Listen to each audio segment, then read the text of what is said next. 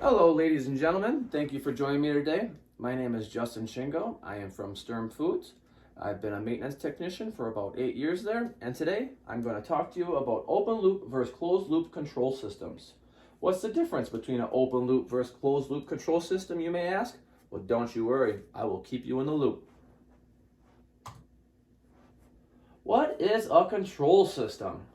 A control system manages, commands, directs, or regulates the behavior of other devices or systems using control loops. The main purpose of a control system is to maintain a healthy relationship between the input and output. So, what is a control loop? A control loop is the fundamental building block of industrial control systems. It consists of all the physical components and control functions necessary to automatically adjust the value of a measured process variable to equal the value of a desired set point. So now we get to our first one. What is an open loop control system? An open loop control system, also referred to as a non-feedback system, is a type of continuous control system in which the output has no influence or effect on the control action of the input signal. In other words, in an open loop control system, the output is neither measured nor fed back for comparison with the input. Therefore, an open loop system is expected to faithfully follow its input command or set point regardless of the final result.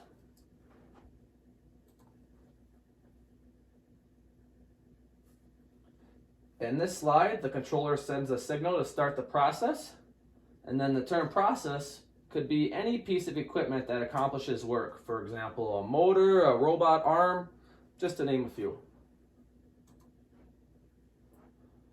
Is an open loop control system the right choice for you? Well, let's hear some pros and cons. Some pros: it's simple and economical, easy to construct, and stable. And for some cons, it is inaccurate, not as reliable, and there is no feedback. Why use an open loop control system? Well, it has a low cost due to its simple design, high repeatability, and simplistic controller.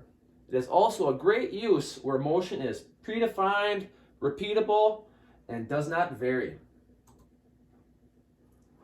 So what are some everyday examples of an open loop control system? An electric light bulb, a toaster, a hair dryer, a TV remote, and there's plenty more, but that's just a few. So for the second part, what is a closed loop control system? A closed loop control system, also known as a feedback control system, is a control system which uses the concept of an open loop system as its forward path, but has one or more feedback loops or paths between its output and its input. Therefore, the reference to feedback simply means that some portion of the output is returned back to the input to form part of the system's excitation. And now on this one, you can see the controller sends a signal to the process, and then the process takes place. But unlike an open loop, a closed loop also sends feedback back.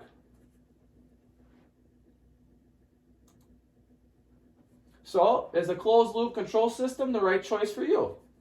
Some pros would be it's more accurate and stable, less affected by noise, flexible program control, the capacity for complex tasks, and multiple program storage.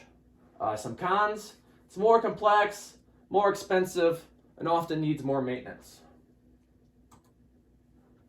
Where could it be beneficial, you may ask? Machining, welding, coating and sealer application, material handling, machine tending, arc and water jet cutting, inspection, assembly operations, and that's just a few. Now here are some everyday examples of a closed loop control system. An automatic air conditioner, we all know those, can't live without them, right? Automatic electric iron, a thermostat heater, and once again, that's just a few. Now, unfortunately, this slide, I'm supposed to just click this link. It would normally take you to a video, but by using the Citrix and my slow Wi-Fi internet speed, it did not work. So I have my faithful assistant loading a video up on our laptop so I can show you what this slide is supposed to be.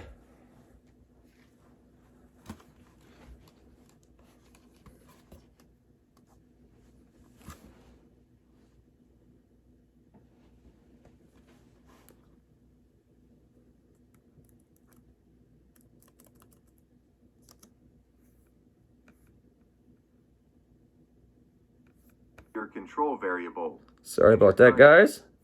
Another example of a I'm slightly gonna have to more fire my complicated assistant. controlled process, for understanding purposes, would be you changing lanes while driving.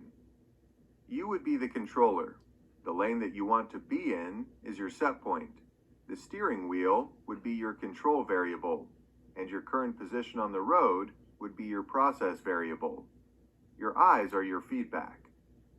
You adjust your steering wheel according to many factors, such as the angle of your wheels, possible wind disturbance, the position of other vehicles, that sort of thing.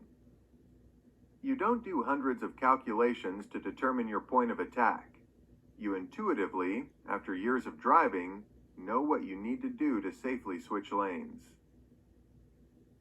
Because you are not blindfolded when you drive, your eyes give feedback to your brain, allowing you to control this process through reference feedback. This control is considered a closed-loop process. But consider a blindfold. You'd have no way of knowing where you are on the road. This type of control would be called open-loop control.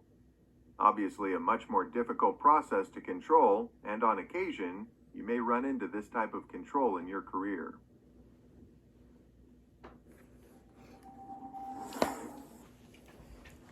There's that video for you guys. I hope that kind of helped clarify some things.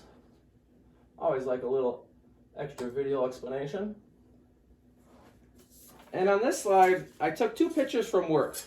I've attached two pictures of a coffee filler. It's a Rickiger machine. And for example, let's say the auger is set to 10 revs a second to achieve 10 grams of coffee in each K-cup. After the cup has been filled with coffee by the auger system here, it then goes on to the weigh cells, and then the weigh cell takes a weight and reports back to the auger. If the target weight, for example, is not achieved, then the auger increases its revs per second to get that weight up higher. If the cup is overweight, then it decreases the revs per second to try to keep it at that target weight. I will mention, as you can see from the piles of coffee down there, and this is even after them cleaning it for my picture, they often have spillover. So you can imagine if you're trying to weigh a cup accurately and you have all this coffee product already on there, it's going to affect your readings. So now what they do is they have a regulatory or regular shift cleanup for that to keep an eye on it. And then the other thing we came across through a trial and error is, let's say someone's troubleshooting and they think they have a bad weigh cell. Well, the easy thing to do is just flip two around, right? So let's say you flip 1 and 2, and all of a sudden now lane 1 is lightweight. Well, it is going to keep increasing the revs of the auger, but the issue is it's actually weighing the wrong cup. So it could overfill the cup and it still wouldn't be enough because it's actually reading the weight of lane 2 because the lanes are flip-flopped. So in that example, the feedback is useless because it isn't going back to the correct source. So the feedback is only as useful as where it is being sent.